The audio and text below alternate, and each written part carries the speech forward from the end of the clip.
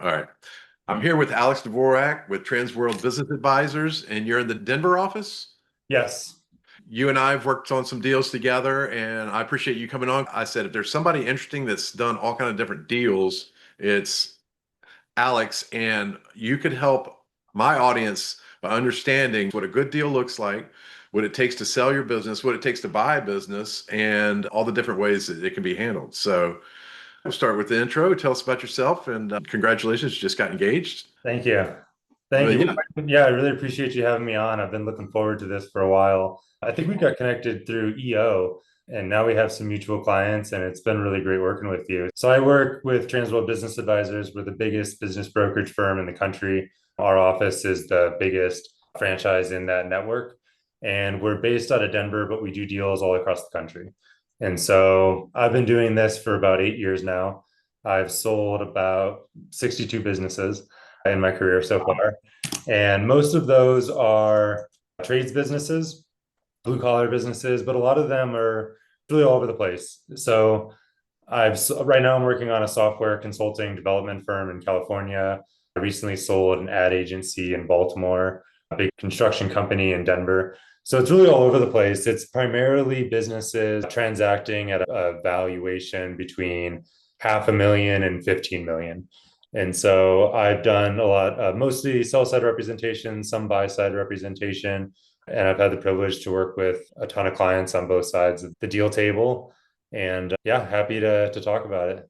that's why I wanted to have you on because I enjoy working with you, and I know that you're very creative and you're really good at like getting the seller on, ready to prep. Buying and selling is such a process. Like it is, some people rather turn over the keys of their business and just walk away than go through the process of putting it on the market, dealing with due diligence, dealing with all the pre-sale activity that you have to do in order to prep your business to get a good valuation and to be able to exit. Tell us about the most complicated deal that you did that could have been less complicated, like that applies to all businesses. When somebody goes to sell, what's the number one piece of advice? I remember when I went to sell my last business, PE had reached out to me, several were reaching out to me, and one got to me and he gave me a lot of advice before I wasn't ready to sell yet, but he said, all right, here, do these things, and then we'll talk again next year. What are the things that you would recommend a seller do if they're thinking about selling their business? What do you recommend they would do 6, 12, 24 months before they put themselves on the market? Yeah, I think one, getting ready to sell is such an emotional process and really understanding, why they want to sell and what they want to do after. I think a lot of times people get into this process before they've really thought that through and they tend to just be ready all at once, and they let their foot off the gas. They start, counting the dollars that are going to come in with the sale and kind of think it's the next guy's problem that he's gonna, have to kind of fix some of these things. But you really have to stay in it. And the process itself can take up to a year between onboarding, going to market, going through due diligence, and then the post transaction training. And so sometimes people will come out to me when they only have, a few months left on their lease, or when they have a timeline of like, hey, it's August right now. I really want to be out before 2026. The more runway you have, the more things you can fix. And a lot of times those things don't become super apparent until we start talking to buyers. One of the biggest things that we run into, very different mindsets from buyers and sellers, is customer concentration. And so, buyers get very concerned about businesses that have, one customer that is 50, 60% of their revenue. Because if that customer goes away, then that's a huge part of the business that's gone. The seller a lot of times is stoked that they can get all their business from one person. I mean, what could be better than not having to Not, market and service 100 different people? If you could make $10 million from one customer, that's perfect. So I think that's probably a big thing that we run into a lot, is where sellers have been kind of fat and happy with one customer and doing things the way that they've no. always done them, and not really worrying about growing or diversifying, or some of these things that buyers are looking for. And so if you have time, trying to go after some new business, or at least have opportunities to growth. I mean, the biggest questions that the buyer is going to be asking you is, why are you selling, and what are the ways that I can grow this business? And so those are the two things that I think you can put a lot of thought into on the front end and really get comfortable and confident in your answer, because those are kind of the two things that people really hone in on during this process.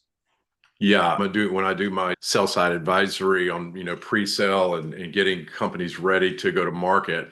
And I usually get them before, like a year before they're talking about like even starting the exit process. It amazes me how many of them rely on it's that 80/20 rule. They get most of their business from, just a handful of clients, but they also get all their new business from referrals. Like they don't have a pipeline, they don't do any marketing, they don't do any outreach, they don't do nothing. And they've just been successful based on their connections and just sheer grit. So that's a good point because that's one of the things I also reinforce is that you have to have a pipeline full of leads. And you've been, I mean, you're pretty involved in the deal world as well. What size companies are you typically working with? So I'm in usually the deals that I'm working on are 2 to 10 mil on the exit side, but Okay. I have clients on the consulting. I do the AI implementation consulting, and I those are 1 to 30 mil, and we're implementing AI to executives and founders rather than from the bottom up. We're coming from the top down. So Okay. we're working on AI operating systems for the co-CEO, co-CFO, CMO for the founders. So consultants are going away, and in a year from now, you're not going to look for a fractional CMO, CFO anymore. You're going to go tell your AI, "Hey, I need some financial data on this X, Y, and Z." So Yeah. we're helping accelerate that process with a AI operating system or our second brain, they call it. Yeah. I think that's so cool. And if there's an earnout, what does that mean? Yeah. Absolutely. I mean, so if you have an earnout, the total sales price is going to be contingent on the business continuing to perform. And so that can be tied to revenues or EBITDA, or sometimes it can even just be tied to that one customer leaving or not. And And so, if you have a pipeline full of new leads and that business transacts, then you get paid for that. You get credit for that. yeah, and it's a great way to capture the upside too, if the business is growing really steadily, because a lot of times buyers are looking at historics and they want a healthy pipeline, but the pipeline at the end of the day hasn't happened yet. And so it's hard to capture 100% of that value before it's really coming to the door. Okay, that's a good point. So that's what you should do before you sell. How about contracts with customers or contracts with employees? Yeah. So what buyers are looking for, there's kind of a most buyers that I talk to are all looking for the same thing. They want the perfect business. Unfortunately, the perfect business doesn't exist, but there's a lot of great businesses out there. And the more of these things that you can have within your business, the more attractive it's going to be to buyers. And so buyers are looking, the perfect business would have recurring revenue, contracts with every single one of its customers, but the customers can't leave. They have to keep paying you, contracts with all of the employees, diversified revenue streams, management in place, low capital expenses. Your customers pay the next day. You have no AR. Your APs are a year long. You never have to pay your bills. You know, and so what that does is it builds confidence in the business. It reduces risk. I think buying a business is one of the most high risk, high reward things you can do. Buyers are looking to mitigate risk any way that they can. And so if you have contracts with your customers, contracts with your employees, that's going to mitigate some of the risk that they're stepping into. It's going to make them feel like the cash flow is steady and more likely to keep coming post transaction, and they're going to pay more of a premium for that. Yeah, that's good. Buyers are looking for not just revenue, but they're looking for systems. Like they love to see systematized businesses that are already like have automations, AI processes. If you're the founder and you're barking all your orders through email every day and you're leading the team, micromanaging, then you're not an attractive target, right? I mean, Yeah, 100%. And I think, well, like you said earlier, a lot of times the seller has all the sales relationships. Not only that, they have all the institutional knowledge, the systems, the processes, it's all in their head. What if they don't like me as much as the old owner? What if it used to be Jim's business and now it's John's business? And what if they don't, what if things don't work out? You pay all this money and you need it to work out to cover this debt yeah. service.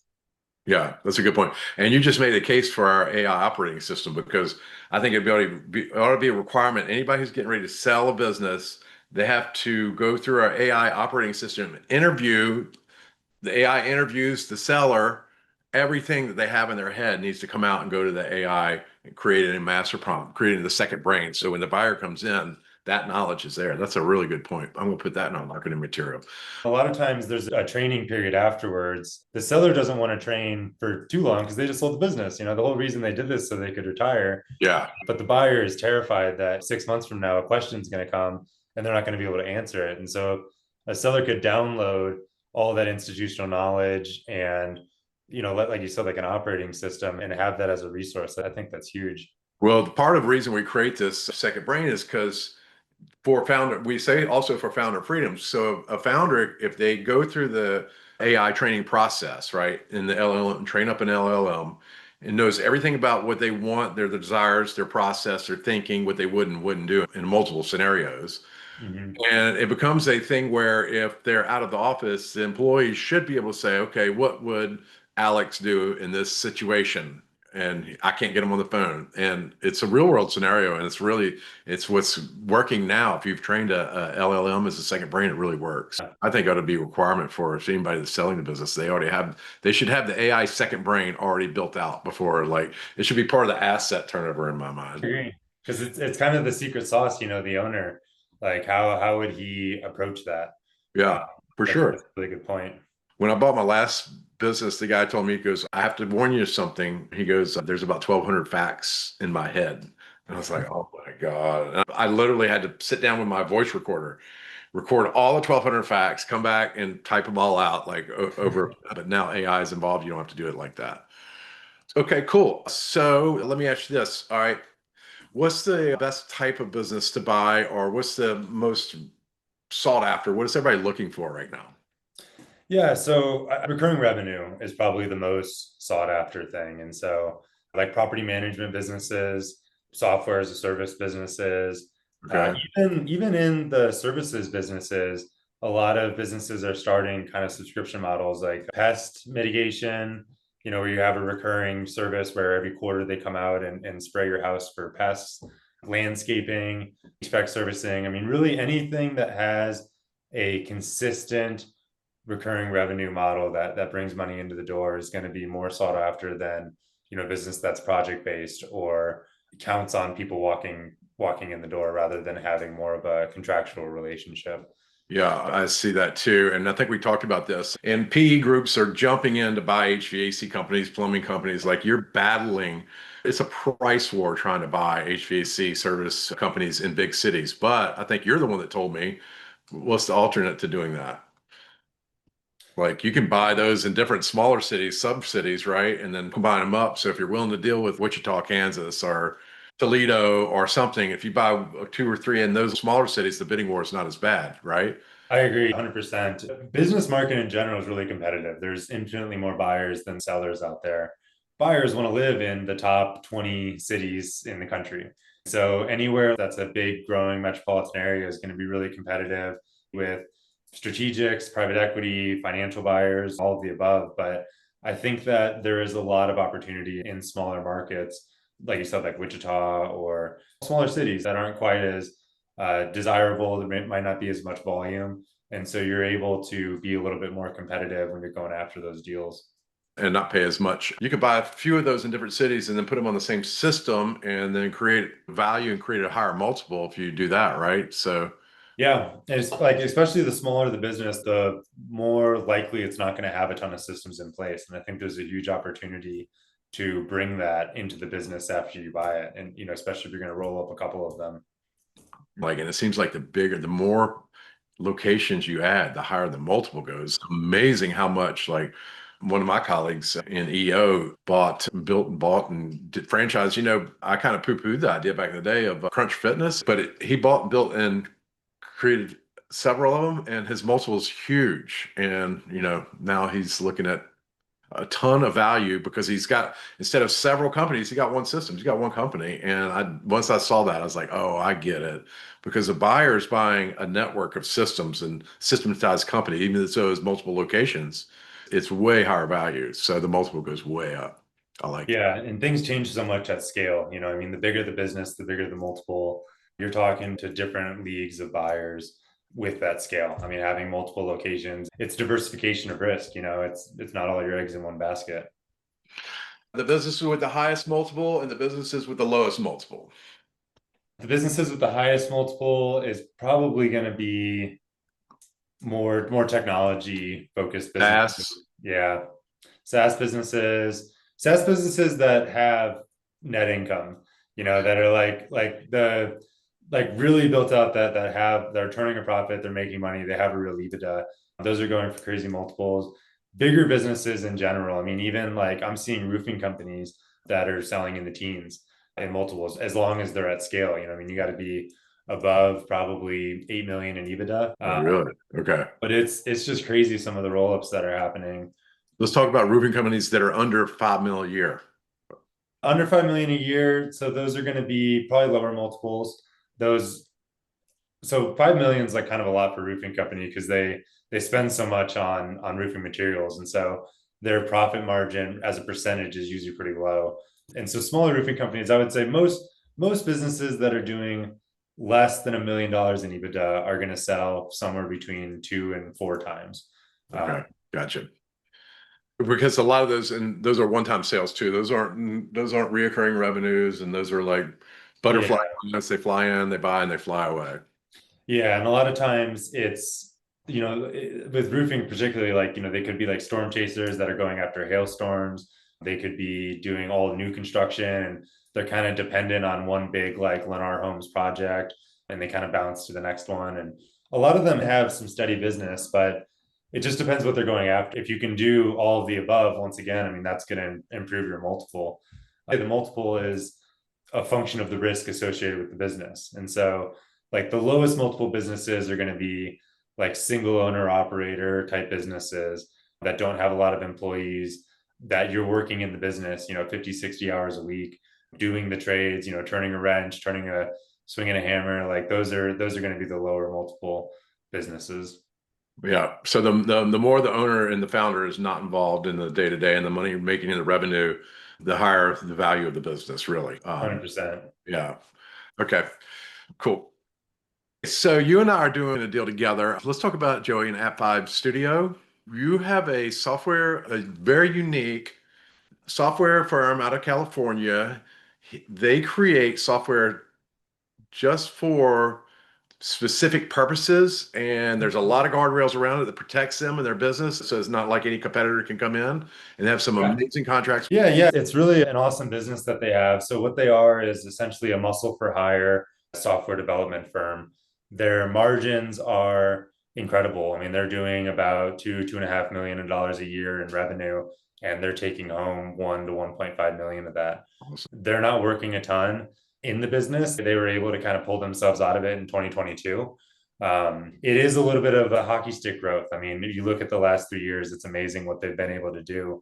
When they first stopped coding, I think that was in 2022, the business took a little bit of dip. And that's when it really, like, the engines kind of kicked on and they were able to focus on the business instead of being in the business. You look at 23, you see some growth, 24, you see huge growth, and 25, even more. They do have a little bit of customer concentration, but it's really just because they don't have that many customers. And so they've carved out a really unique niche where they work primarily in the medical devices space. And so they work with big companies because they only have, 10 to 12 customers at a time. Like one of them naturally will become the biggest customer each year, but it changes every year. It's not like they're dependent on customer A every single year. One year, customer A is 30, 40% of the revenue. Next year, customer B is 20, 30% of the revenue. Next year, customer C becomes the biggest customer. And so it is project-based work. They get POs for, 3, 4 months at a time, but the relationships are recurring. And so they're working for these big companies that they've really established themselves as preferred vendors. They get, allocated budgets, and they have these projects that just have been going for 10 plus years. It's just not a contractual recurring revenue type business. And so it's a great business for someone that is in the technology space that's looking for something that isn't super involved, where you don't have to work 80 hours a week on this. It's really what they're doing is sales and admin. I mean, they're keeping the relationship and they're bird dogging to their 1099 contractors the project based work that needs to happen. And so They have a really deep bench. They're willing to stay on and do some transition because there is a lot of relationships that they hold. And so that's kind of a big part of the deal structure is we're going to have them, really make sure that the new buyer is properly introduced and transitioned to some of these bigger companies because they've had such a long relationship. And so it's been a really interesting deal that I've been working on. We've had just a ton of activity and we're really just trying to find the right fit for it. They have built a moat. What I like about them is that they've kind of built a moat around their clients, and that's some big name clients. Mm-hmm. And they do medical device and Wi-Fi coding for medical devices and Wi-Fi devices. Mm-hmm.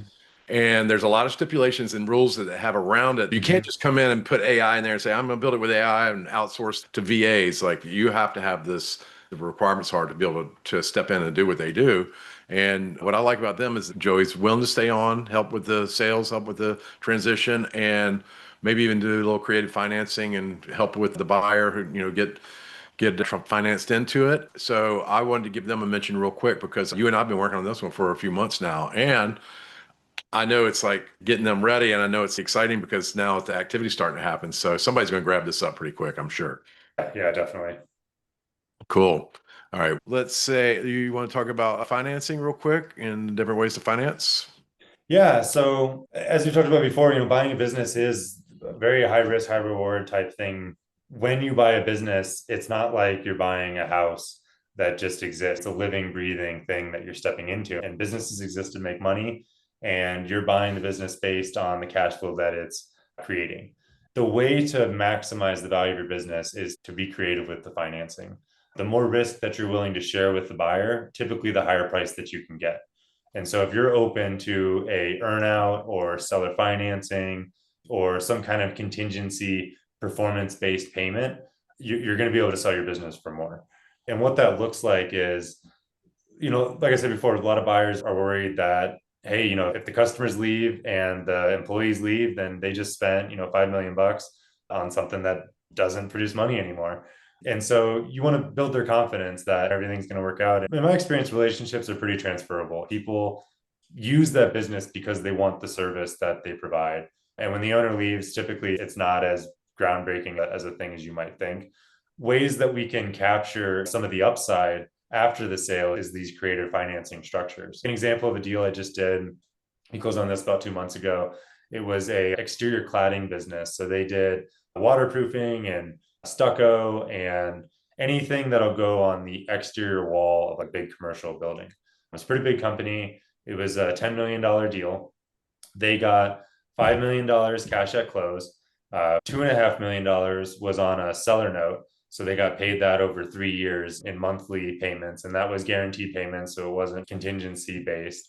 And then they rolled forward $2.5 million of equity in the new business that bought them. So they're bought by a much bigger firm that is buying, $2-3 million of EBITDA, rolling it into the $10 million EBITDA firm that they have. You buy one of these businesses for, 3 or 4x.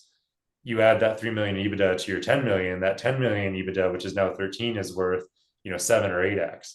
And so overnight, the day after the transaction, both businesses have significantly increased in value. And so that $2.5 million that they rolled forward in equity could be worth 5, 7.5, maybe even $10 million in the future, just from the combined synergies of being part of like a much bigger exit, selling to a big private equity firm or publicly traded company or something like that.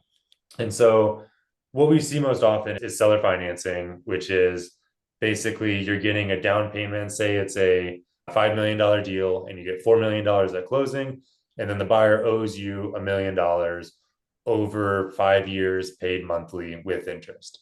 And what that allows for, it allows the deal to become a little bit more bank financeable. A lot of times the seller notes will have a lower interest and it's lower debt service than bank financing because you're not paying all the fees and everything. Sometimes you can defer those payments for the first year to give them some runway to catch up to taking over the business. It gives buyers a sense of security too, because the seller has some skin in the game. The seller wants to get paid that $1 million. And so he's going to be incentivized to make sure that those introductions go smoothly and that the employees are being told the right things and they should be excited about this new owner. And so it's a really good way to have everyone be really comfortable with the deal. On the sell side, most people would rather get their money up front, but the nice thing is you get to defer taxes. because you don't pay tax until you collect it. And so you get interest on the money that they owe you. You get deferred tax savings by getting paid later, and it's going to increase the value of your business. The reality is the buyer probably would pay less if they didn't have that kind of safety net of knowing that you're kind of dependent on them paying you in the future. Does the seller get to ask for any sort of personal guarantee in that situation for an earnout? Yeah, it depends on the deal. Smaller deals, very common to have personal guarantees. If it's a bigger deal bought by a bigger company or private equity, a lot of times it'll be a corporate guarantee. It's always secured against the assets of the business. And so, you kind of have a step-by-step recourse. Like first thing you can do is take the business back. Right. Well, if they ran into the ground, it's not worth much. Then their house, You at least get to sell personal. the assets, and then you can Yeah. go after them personally. You can go after them, their entity. Okay. 97% of seller financing gets paid back in full. How about how often do you see SBA being used in the deals that you do? And I know they just changed the rules about financing the down payment. Yeah, so pretty often. So I mean, the SBA deal size between 500,000 and 5 million. Really, 500,000 to 2 million is the sweet spot for SBA, but you can do up to 5 million. It's very common. And the SBA ideal kind of structure is 10% down payment from the buyer, 10% of the purchase price in the form of a seller note, and 80% funded by the bank. And sometimes the banks will require a seller note, in order for them to lend on the deal.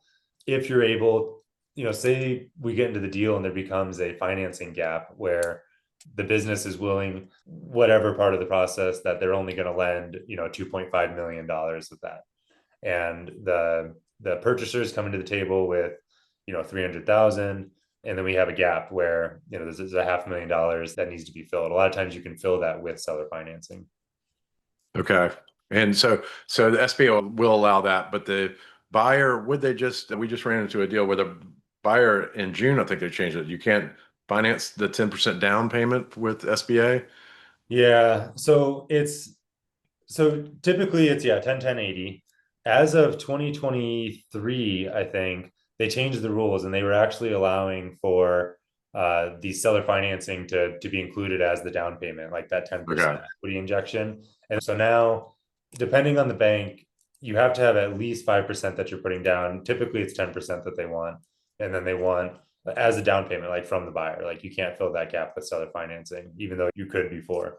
But now, yeah, the buyer has to come up with more money. And the seller, if the seller is going to participate in the down payment, they have to personally guarantee the loan, which I think is a pretty big ask. And so we don't see that very often. Okay. Yeah. Cool. So you want to talk about the hardest deal and or the easiest deal you've ever done? Yeah, man, the easiest deal was absolutely crazy. It was a roofing company actually that I had for sale here in Denver. And it was really early in my career. This guy came from out of town. This is like the buyer that people dream of. This guy came from out of town.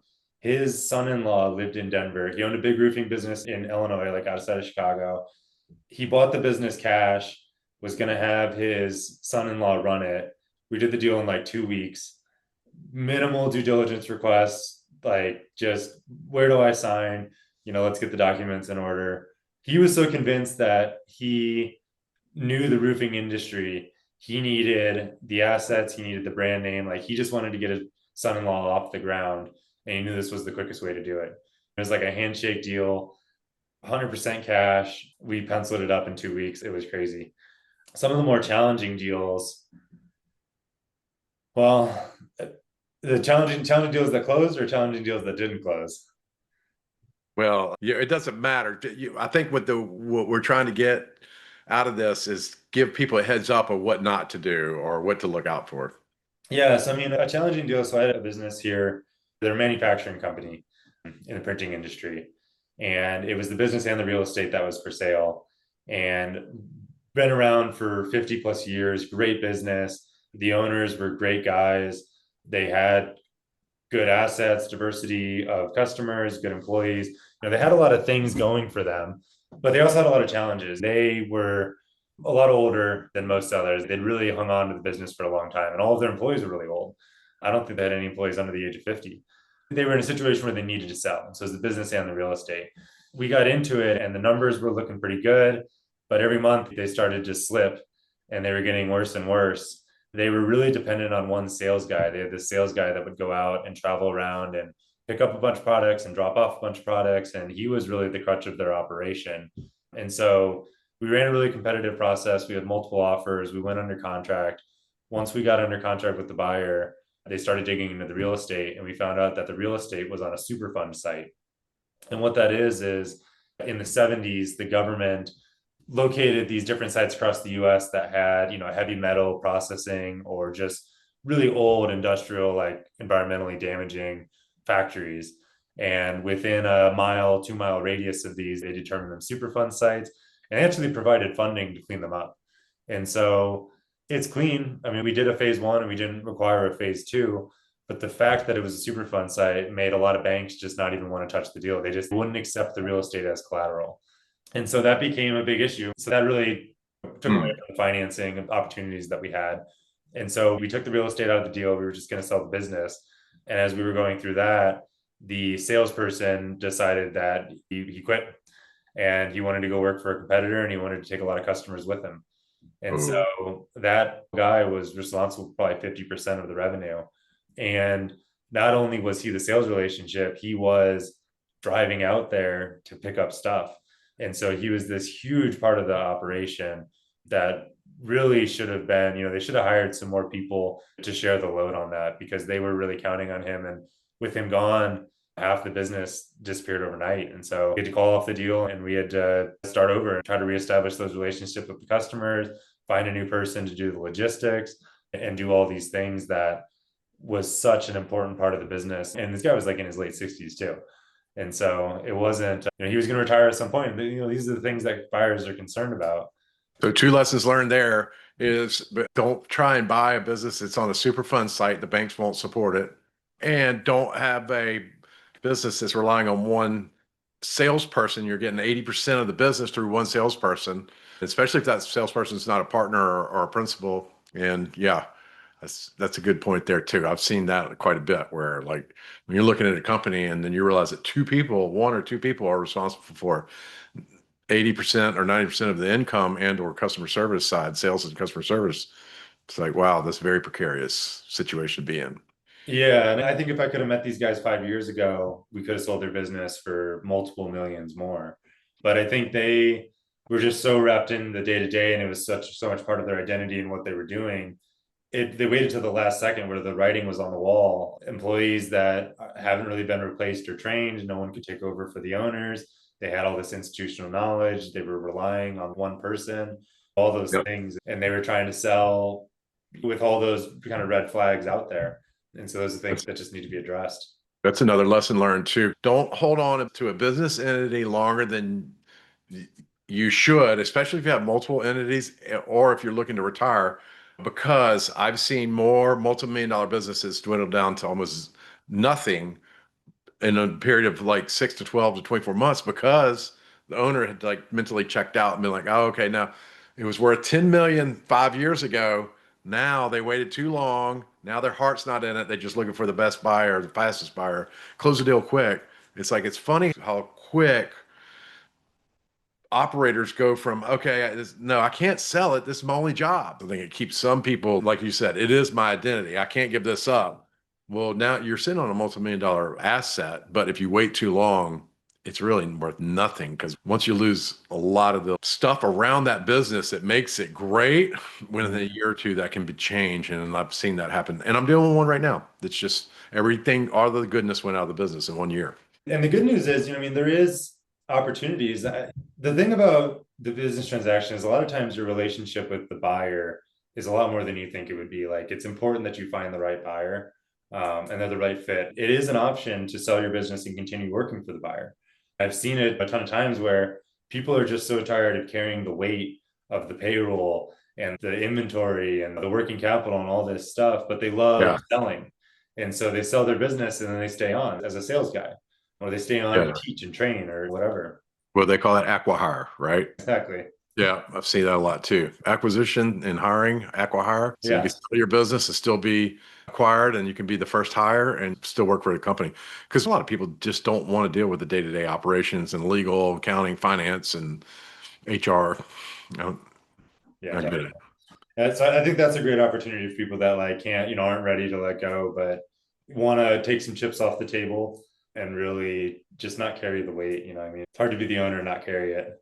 Well, Alex, I think we covered everything, man. Is there anything you think we should mention or include, or do you want to include a little on you and your business and that you may not have covered in the intro, or do you think you covered it in the intro? I can do a little blurb. I mean, really, so I work with businesses all across the country, people that are looking to sell. I primarily do sell side representation.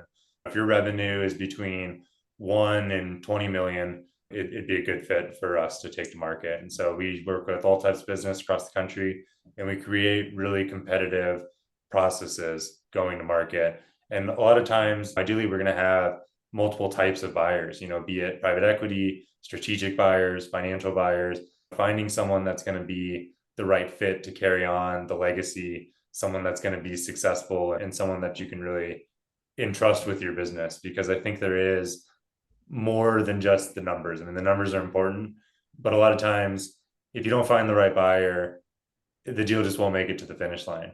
And I think you got to do a lot of work on the front end to make sure that the business is marketable and approach the market in the right way. When you're having these conversations with buyers, you're kind of putting them through a process where you're not just taking the first offer that comes in. That way you can kind of pick your right buyer. And then a lot of times we'll get multiple offers. We'll pick two or three that we like, have them sharpen their pencil, and that's the one that we go with.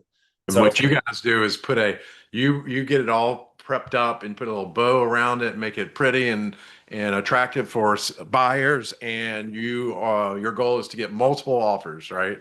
So, absolutely. okay, very Yeah. good. And how do people get in touch with you and your Yeah. website? Yeah. So our website, tworlddenver.com. Uh-huh. My email is advorak at tworld.com. T is in train, world.com. Oh, okay. You can always reach out to Clayton. Clayton will connect you with me. Yeah, I bring you deals, especially like you're good at putting everything together and putting a bow on it and creating a bidding war. That's what I like about what you guys do. So that's why I wanted to have you on. And I know you've seen it all, and you've been a good resource for me when I'm out there sourcing and people are calling me and running stuff by me. You're the first one I call and say, is this doable or not? And what should we look for, or plan A, plan B? So I appreciate you giving us some time. I think it's going to be very valuable for a lot of people that are in the market to buy and or sell. And so, yeah, I really appreciate having you on. Yeah, absolutely. Well, thanks for having me. I appreciate it as well. Cool, man. Okay. Enjoy and congratulations on the engagement and have a good weekend out there in Denver. All right. Thank you. Talk to you All right, man. later. Cheers. Bye bye.